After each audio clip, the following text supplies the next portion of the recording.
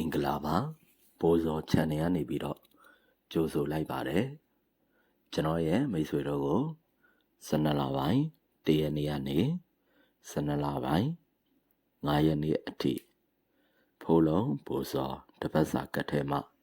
ပါဝင်သမျှတွေကိုအတန်နဲ့ပြောပြပေးတော့မှာဖြစ်တဲ့အတွက်အတန်ကိုအထူးဂရုစိုက်ပြီးတော့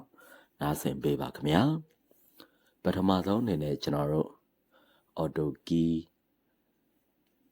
မှာပါဝင်တဲ့တရက်စာနေတိုက်ကီးကိုပြောပြပေးပါမယ်တနင်္လာနေ့တရက်စာအတွက်နေတိုက်ကီးရတော့1 4 8ဖြစ်ပါတယ်အင်္ဂါနေ့တရက်စာအတွက်နေတိုက်ကီးရတော့3 ည2 5ဖြစ်ပါတယ်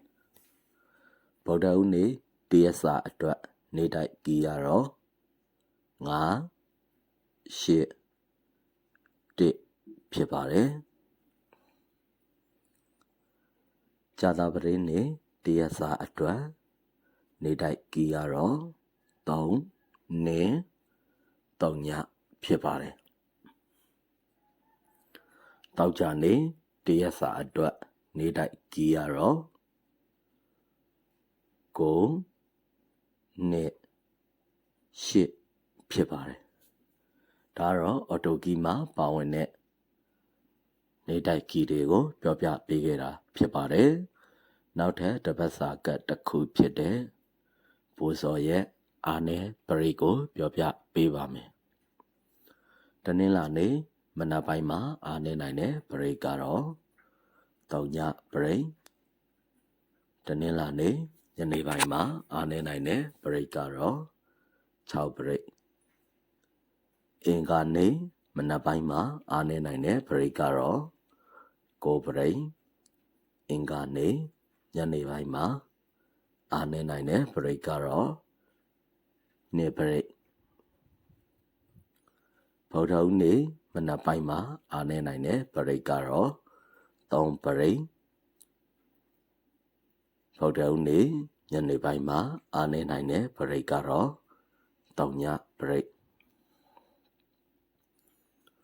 ကြာသပတေးနေ့မနက်ပိုင်းမှာအာနယ်နိုင်တဲ့ပရိတ်ကတော့9 ပရိတ်ကြာသပတေးနေ့ညနေပိုင်းမှာအာနယ်နိုင်တဲ့ပရိတ်ကတော့10 ပရိတ်တောက်ကြနေ့မနက်ပိုင်းမှာအာနယ်နိုင်တဲ့ပရိတ်ကတော့9 ပရိတ်တောက်ကြနေ့ညနေပိုင်းမှာအာနယ်နိုင်တဲ့ပရိတ်ကတော့2 ပရိတ်ဖြစ်ပါတယ်အခုကျွန်တော်ပြောပြပေးခဲ့တဲ့ဘိုးစောရဲ့တပတ်စာအာနယ်ပရိတ်ဟာပုံသေးတွက်နည်းကနေယူပြီးအသုံးပြုပေးထားတာဖြစ်တဲ့အတွက်တပတ်ကိုအနည်းဆုံး2 ချိန်ကတော့ဖောက်နိုင်ပါတယ်ဒါကြောင့်အသုံးပြုခြင်းနဲ့ဆိုရင်တော့မှချင်းပြီးတော့အသုံးပြုစေချင်ပါတယ်နောက်တဲ့တပတ်စာကတ်တစ်ခုဖြစ်တဲ့ဘိုးစောရဲ့တပတ်စာအာနယ်ကဏ္ဍကိုပြောပြပေးပါမယ်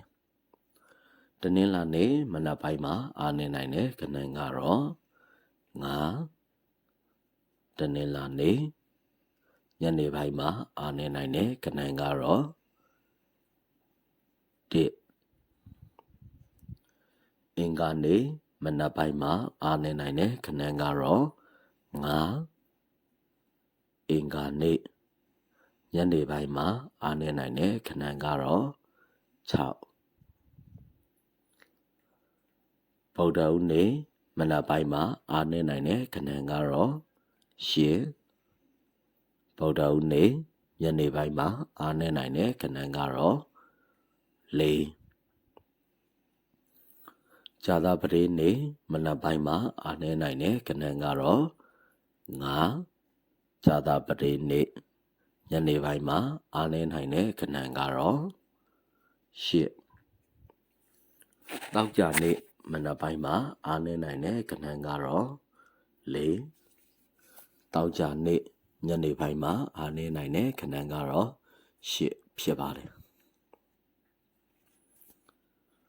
အခုကျွန်တော်ပြောပြပေးခဲ့တဲ့ဒီဘိုးစောရဲ့တပတ်စာအာနယ်ကဏ္ဍကလည်း စောနာကအာနယ်ပရိတ်နဲ့အတူတူပါပဲတစ်ပတ်ကိုအနည်းဆုံး2ချိန်ဖောင်းနိုင်တဲ့အတွက်ချင်းချင်းပြီးတော့အသုံးပြုစေချင်ပါတယ်ပြီးရင်ဘိုးစောရဲ့တစ်ပတ်စာပေတံကိုပြောပြပေးမယ်ပေတံကတော့ကျွန်တော်တို့2တန်းပြောပြပေးတယ်အပေါ်က1တန်းအောက်က1တန်းအဲ့ဒီ2တန်းကိုမှအပေါ်ကကဏ္ဍတစ်လုံးအောက်ကကဏ္ဍတစ်လုံးအဲ့ဒီနှစ်ခုကိုတွဲပြီးတော့အသုံးပြုပေးရတာဖြစ်ပါတယ်ဒါဆိုရင်ကျွန်တော်တို့တနင်္လာနေ့ဒီရက်စာအတွက်ပေတံကတော့နှစ်3ခွန်8အပေါ်ပိုင်းမှာနှစ်3ခွန်8အောက်ပိုင်းမှာတော့အပေါ်ပိုင်းကမပါတဲ့ခဏန်း6လုံး4ကို16 5 3ညအပေါ်ကခဏန်းတစ်လုံးအောက်ကခဏန်းတစ်လုံးတွဲပြီးတော့အသုံးပြုပေးရမှာဖြစ်ပါတယ်အင်္ဂါနေ့ဒီရက်စာအတွက်ပေတံအပေါ်ပိုင်းမှာဆိုရင်တော့3 4 8 9အောက်ပိုင်းမှာဆိုရင်တော့အပေါ်ပိုင်းကမပါတဲ့ကဏ္ဍ6လုံး16 5 3ည9အပေါ်ကခဏန်းတစ်လုံးအောက်ကခဏန်းတစ်လုံးတွဲပြီးတော့အသုံးပြုပေးရမှာဖြစ်ပါတယ်ဗုဒ္ဓဦးနေ့တရက်စာအတွက်ပေတံအပေါ်ပိုင်းမှာဆိုရင်တော့16 9 4အောက်ပိုင်းမှာဆိုရင်တော့အပေါ်ပိုင်းကမပါတဲ့ခဏန်း6လုံး2ခွန်3ည5 3 8အပေါ်ကခဏန်းတစ်လုံးအောက်ကခဏန်းတစ်လုံးတွဲပြီးအသုံးပြုပေးရမှာဖြစ်ပါတယ်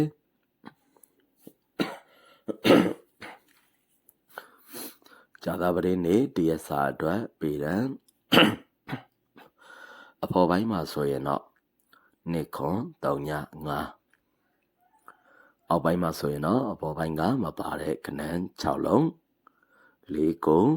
6 1 8 3အပေါ်ကခဏန်းတစ်လုံးအောက်ကခဏန်းတစ်လုံးတွဲပြီး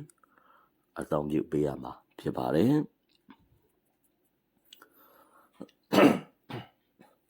တောက်ကြနေ့တရက်စာအတွက်ပေတံအပေါ်ပိုင်းမှာဆိုရင်တော့16 9 4အောက်ပိုင်းမှာဆိုရင်တော့2ခွန်3ည5 3 8အပေါ်ကကဏ္ဍတစ်လုံးအောက်ကကဏ္ဍတစ်လုံးတွဲပြီးအသုံးပြုပေးရမှာဖြစ်ပါတယ်12လပိုင်း1ရက်နေ့ကနေ9ရက်နေ့အထိနောက်ထပ်တပတ်စာကတ်တစ်ခုဖြစ်တဲ့ဖိုးလုံးရဲ့တပတ်စာကတ်ကိုပြောပြပေးပါမယ်ဒီဖိုးလုံးရဲ့တပတ်စာကတ်ထဲမှာကျွန်တော်တို့နေတိုက်ကီကိုအရင်ပြောပြပေးပါမယ်တနင်္လာနေ့တရက်စာအတွက်နေတိုက်ကီရတော့2ခွန်4ဖြစ်ပါတယ်အင်္ဂါနေ့ဒီရက်စာအတွက်နေထိုက်ကီရတော့3 8 5ဖြစ်ပါတယ်ဗုဒ္ဓဦးနေ့ဒီရက်စာအတွက်နေထိုက်ကီရတော့3 8 5ဖြစ်ပါတယ်ကြာသပတေးနေ့တရက်စာအတွက်နေထိုက်ကီရတော့1 6 8ဖြစ်ပါတယ်တောက်ကြနေ့တရက်စာအတွက်နေထိုက်ကီရတော့4 9 2ဖြစ်ပါတယ်3ရက်အတွင်းလာနိုင်ခြေအလားအကောင်းဆုံးကဏ္ဍတစ်ခုကတော့ခွန်တစ်လုံးဖြစ်ပါတယ်3ရက်အတွင်းလာနိုင်ခြေအလားအကောင်းဆုံးကဏ္ဍတစ်ခုကတော့ခွန်တစ်လုံးဖြစ်ပါတယ်ဖိုးလုံးရဲ့တပတ်စာပေတံအပေါ်ပိုင်းမှာဆိုရင်တော့1 2 4 6 9အောက်ပိုင်းမှာဆိုရင်တော့အပေါ်ပိုင်းကမပါတဲ့ကဏ္ဍ5လုံး3ည3 5ခွန်8အပေါ်ကကဏ္ဍတစ်လုံးအောက်ကကဏ္ဍတစ်လုံးတွဲပြီးတော့အသုံးပြုပေးရမှာဖြစ်ပါတယ်ဖိုးလုံးရဲ့တပတ်စာပရိတ်ကတော့3ပရိတ်10ပရိတ်ဖြစ်ပါတယ်ဒီပရိတ်နှစ်ခုတည်းကတစ်ခုလာရဆိုရင်လာလို့ရပါပြီအခုကျွန်တော်ရဲ့မိတ်ဆွေတို့ကိုပြောပြပေးခဲ့တာက ကျွန်တော်တို့1ရက်နေ့ကနေ9ရက်နေ့အထိတပတ်စာကတ်ထဲမှာပါဝင်တဲ့အကြောင်းအရာတွေကိုပြောပြပေးခဲ့တာဖြစ်ပါတယ်ကျွန်တော်တို့နောက်ထပ်တင်ပေးမယ့်ဗီဒီယိုမှာဆိုရင်1ရက်နေ့2ရက်နေ့3ရက်နေ့ဒီ3ရက်အတွင်းမှာထွက်နိုင်ခြေအလားလာကောင်းတဲ့ကနန်း15ကွက်ကိုပြောပြပေးမှာဖြစ်တဲ့အတွက်နောက်ဗီဒီယိုကျွန်တော်တို့တင်ပေးလဲအားပေးကြည့်ရှုပေးကြပါအောင်အားပေးနားဆင်ပေးကြပါအောင်ဒီဗီဒီယိုကိုနားဆင်ပေးခဲ့ကြတဲ့မိတ်ဆွေတဦးတယောက်ချင်းစီကိုလည်းကျွန်တော်ပို့ဆောင်မှကျေးဇူးအထူးပဲတင်ရှိပါတယ်ခင်ဗျာ